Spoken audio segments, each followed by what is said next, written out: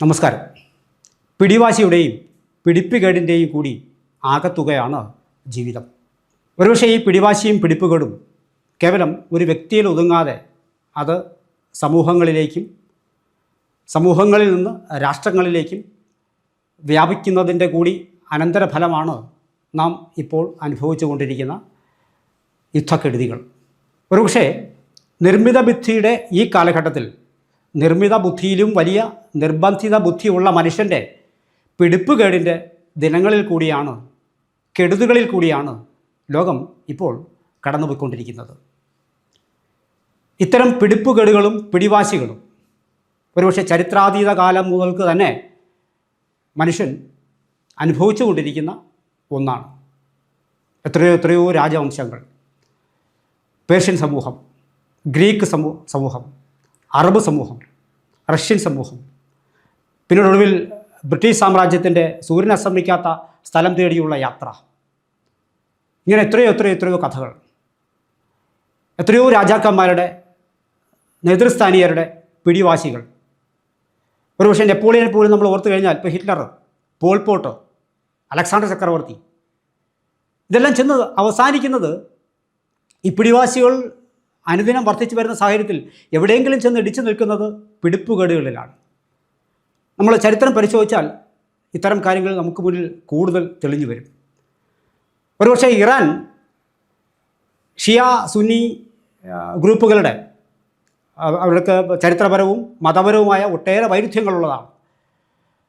നേതൃസ്ഥാനത്തേക്ക് ഒരുപക്ഷെ സുന്നി വിഭാഗം കാണുന്ന ഈ ഖലീഫ തിരഞ്ഞെടുക്കുന്ന രീതി, അത് പ്രവാചകരിൽ നിന്ന് വേണമെന്ന് ഷിയ സമുദായ അംഗങ്ങൾ, ഈ ഒരു വൈരുദ്ധ്യങ്ങൾക്ക് ഇടയിൽ നിന്നുകൊണ്ട് കാലവും കഥയും മാറിയപ്പോൾ വളർന്നു വന്ന വൈരുദ്ധ്യങ്ങൾ അത് എത്രയോ യുദ്ധങ്ങളിലേക്ക് നയിക്കുന്നു.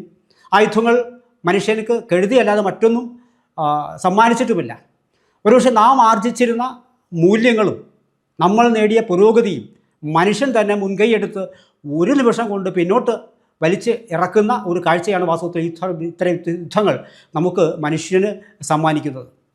ഏറ്റവും ഒടുവിൽ ഇറാൻ വർഷങ്ങളായി നടത്തിയിരുന്ന പ്രോക്സി വാർ, ചില മിലിറ്റന്റ് ഗ്രൂപ്പ്സിന് അല്ലെങ്കിൽ മതമൗലികവാദികളെ വളർത്തിക്കൊണ്ട് ഇറാൻ ആ ഒരു പ്രദേശത്ത് മധ്യേഷ്യയിൽ അവരുടെ അധീശത്വം സ്ഥാപിക്കാൻ നടത്തിയ ചില ശ്രമങ്ങൾ, ആ ശ്രമങ്ങൾ ഒരു ഭാഗത്ത് നിൽക്കവേ തന്നെ ഒരുപക്ഷെ കൂടാതെ തന്നെ ഈ ദൂതന്മാരെ ഒട്ടാകെ ഈ ഭൂമുഖത്തു നിന്ന് തുടച്ച് മാറ്റും എന്ന ഒരു നിർബന്ധ ബുദ്ധി, അതാണ് ഞാൻ നേരത്തെ പറഞ്ഞത്. ചില പിടിവാശികൾ, ചില നിർബന്ധ ബുദ്ധികൾ, ഈ നിർബന്ധ ബുദ്ധികൾ ചെന്നെത്തിക്കുന്നത് അവരെ മാത്രമല്ല മനുഷ്യ സമൂഹത്തെ കൂടി വലിയ പതനത്തിലേക്കാണ് വാസ്തവത്തിൽ. പിന്നെ ഒരു ഭാഗത്ത് അമേരിക്ക പോലുള്ള വൻകിട രാഷ്ട്രങ്ങൾ, ഒരുപക്ഷെ ഈ വൻകിട രാഷ്ട്രങ്ങൾ എപ്പോഴും തന്നെ ആ രാഷ്ട്ര നേതാക്കൾ കാലഘട്ടത്തിനനുസരിച്ച് മാറുമെന്നത് ഒഴിച്ചു കഴിഞ്ഞാൽ ഈ രാജ്യത്തിൻ്റെ ലക്ഷ്യം ഒന്ന് തന്നെയായിരിക്കും. എപ്പോഴും മറ്റുള്ള രാജ്യങ്ങൾക്ക് മേൽക്കോയ്മ സ്ഥാപിക്കുക എന്ന് പറയുന്ന ഒരു ന്യായത്തിന് മേൽ മാത്രമായിരിക്കും ഈ രാഷ്ട്ര നേതാക്കൾ ഒത്തൊരുമിക്കുന്നത്.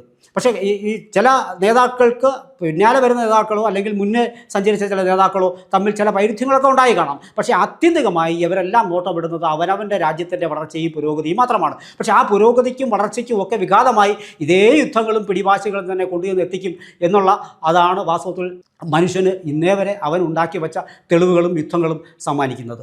നിങ്ങളൊന്ന് ഓർത്ത് നോക്കുക. ഇവിടെ ഇറാൻ്റെ ഖൊമനായി കൊല്ലപ്പെടുന്ന ദിവസം തന്നെ ലോകമെമ്പാടും പരന്നൊരു വാർത്തയുണ്ട്. എത്രയോ അധികം 60-ലധികം കുഞ്ഞുങ്ങൾ, അതും പെൺകുഞ്ഞുങ്ങൾ മരണപ്പെട്ട വാർത്ത. ഒരുപക്ഷെ അത് തന്നെ മനുഷ്യൻ അതിനെക്കുറിച്ച് കൂടുതൽ ഇറങ്ങി ചെല്ലാത്തത് കൊണ്ടാണ് ഒരുപക്ഷെ നമ്മുടെ ഇത്തരം മനുഷ്യനെ അല്ലെങ്കിൽ മനുഷ്യ സമൂഹത്തെ ഷീൽഡാക്കിക്കൊണ്ട് ഒരിക്കലും പ്രവർത്തിക്കരുത് എന്ന് പറയുന്ന ചില അന്താരാഷ്ട്ര നിയമങ്ങളുണ്ട്. അത്തരം അന്താരാഷ്ട്ര നിയമങ്ങൾക്ക് വിരുദ്ധമായി ഈ സ്കൂൾ കെട്ടിടം ഇപ്പോൾ ഇറാനിൽ തന്നെ ഇസ്ലാമിക് റവല്യൂഷണറി ഗ്രൂപ്പിൻ്റെ ആ സ്ക്വാഡിൻ്റെ അവരുടെ സൈനികരുടെ മക്കളും മറ്റും പഠിച്ചിരുന്ന സ്കൂളാണ് ഈ സ്കൂളെന്ന് പറയുന്നത്. അപ്പോൾ ആ സ്കൂള് വാസ്തവത്തിൽ അവിടെ പ്രവർത്തിക്കേണ്ടതല്ല. ഈ കൊട്ടാരത്തിനടുത്ത് തന്നെ ഖമനായിയുടെ കൊട്ടാരത്തിനടുത്ത് തന്നെ അത്തരം ഒരു സ്കൂൾ പ്രവർത്തിക്കുമ്പോൾ ഈ കൊട്ടാരം ആക്രമിക്കേണ്ടി വരുന്ന ആക്രമിക്കാൻ പോകുന്ന ഒരു രാജ്യത്തെ സംബന്ധിച്ചിടത്തോളം അത് അദ്ദേഹം അവിടെയാണ് ഉള്ളതെങ്കിൽ മറ്റ് പോംവഴികളില്ലാതെ ഈ കുട്ടികളും കൂടി ഇരയാക്കപ്പെടുന്ന ഒരു സ്ഥിതി സംജാതമാകും. അത്തരം ഒരു സ്ഥിതിയാണ് വാസ്തവത്തിൽ ഇവിടെ സംജാതമായതും ഈ പിഞ്ചു കുഞ്ഞുങ്ങൾ ആരും ഒന്നും അറിയാത്ത പിഞ്ചുകുട്ടികൾ മരിക്കാനിടയായതും. ഇതൊക്കെ നമ്മൾ എത്രയോ വട്ടം കണ്ടതാണ്. ഒരുപക്ഷേ ഇത്തരം ഒരു യുദ്ധത്തിനിടയിൽ സംഭവിക്കാവുന്ന മറ്റൊരു കാര്യം എന്ന് പറയുന്നത് ഈ മനുഷ്യൻ തന്നെ ഉണ്ടാക്കി വെച്ച ഒരുപാട് സമാധാന ട്രീറ്റുകൾ. ഇപ്പോൾ UN കൗൺസിൽ എവിടെ? ഇറാന് പിന്തുണയുമായി വരുമെന്ന് പ്രതീക്ഷിച്ചിരുന്ന രാജ്യങ്ങൾ എവിടെ?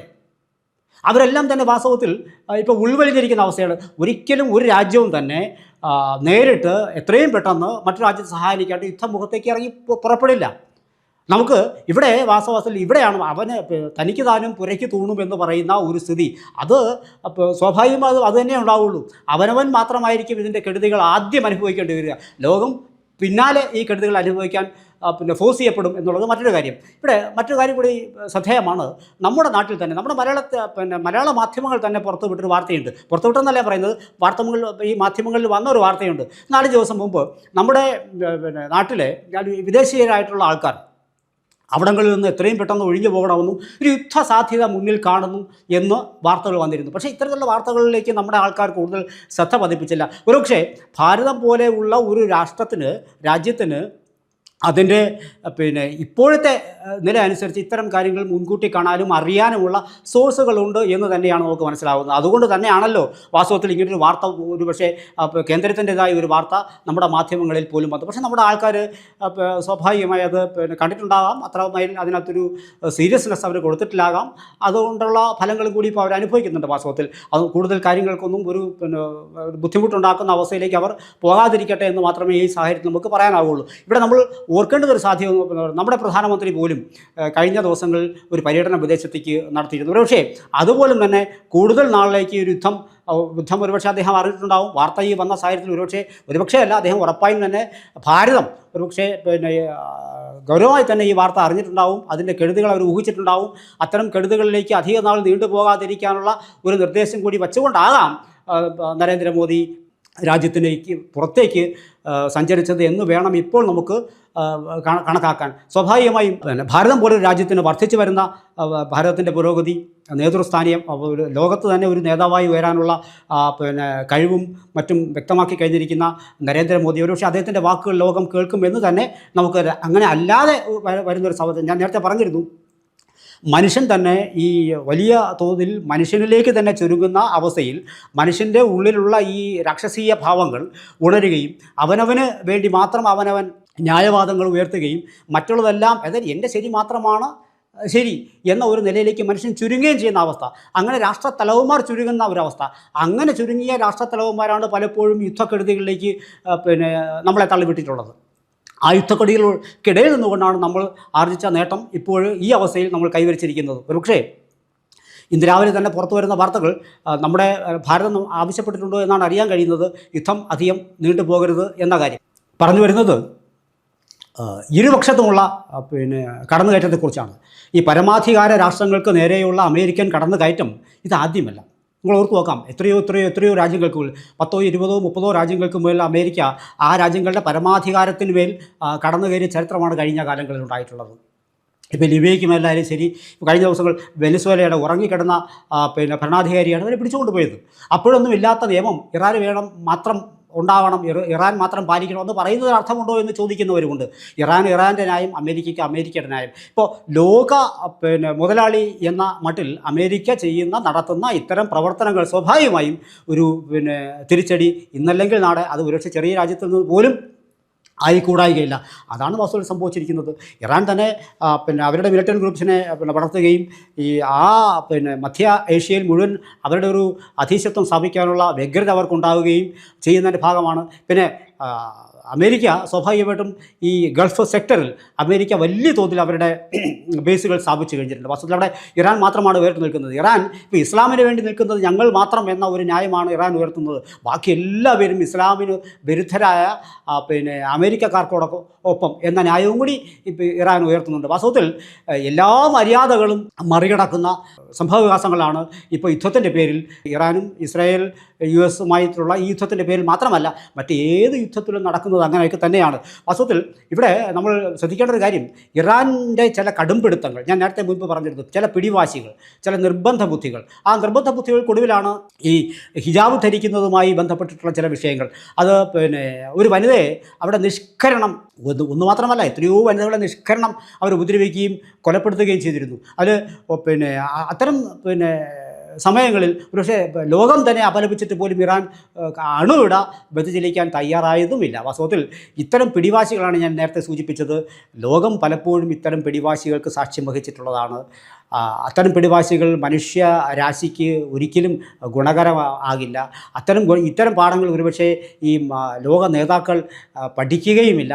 ആ ലോക നേതാക്കൾ ഇത്തരം പാഠം പഠിക്കാത്തതിൻ്റെ പല കഥകൾ നമുക്ക് ചരിത്രത്തിലെമ്പാടും പരിധികൾ നമുക്ക് ലഭിക്കുകയും ചെയ്യും. അത്തരമൊരു സാഹചര്യത്തിലാണ് വാസ്തവത്തിൽ നമ്മൾ ഈ യുദ്ധത്തെ നോക്കിക്കണ്ടിട്ട് ഞാൻ ഈ സംസാരിച്ചു കൊണ്ടിരിക്കുമ്പോഴും വലിയ വലിയ വിമാനാപകടങ്ങളുടെ അല്ലെങ്കിൽ മരണങ്ങളുടെ വാർത്തകൾ കൂടി ലോകം സാക്ഷ്യം വഹിക്കുകയാണ്. നമ്മുടെ ഒരുപക്ഷെ ലോകത്തിൻ്റെ ഈ വാണിജ്യ ഒരു നിലയെ പോലും തകിടം മറിക്കുന്ന ഒരു യുദ്ധം വരിക എന്ന് പറയുന്ന അവസ്ഥ കൂടി വരും ദിവസങ്ങളിൽ സംജാതമായേക്കും.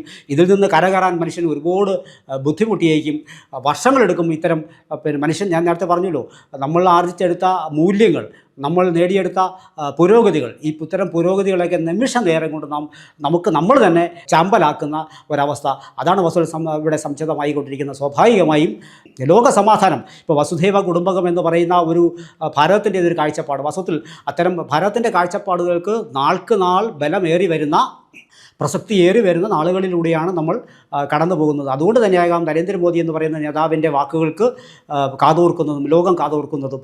അപ്പോൾ ഒരുപക്ഷെ അത്തരം ഒരു കാലത്തിൻ്റെ ഏറ്റവും വലിയ കുറവായി നമുക്ക് കാണേണ്ടത് ലോകം ശ്രദ്ധിക്കുന്ന ഒരു നേതാവിൻ്റെ അഭാവം. അതാണ് വാസ്തവത്തിൽ അത്തരത്തിലൊരു അഭാവം ഭാരതത്തിന് നികത്താനുള്ള അവസരം ഉണ്ടാകട്ടെ. ഈ യുദ്ധം എത്രയും വേഗം അവസാനിക്കട്ടെ എന്ന് മാത്രം, നാം നേടിയെടുത്ത മൂല്യങ്ങളെ നിലനിർത്താൻ നമുക്ക് തന്നെ ശ്രമിക്കാനുള്ള ഇടവരുത്തട്ടെ എന്ന് മാത്രം ആഗ്രഹിച്ചുകൊണ്ട് നിർത്തുന്നു.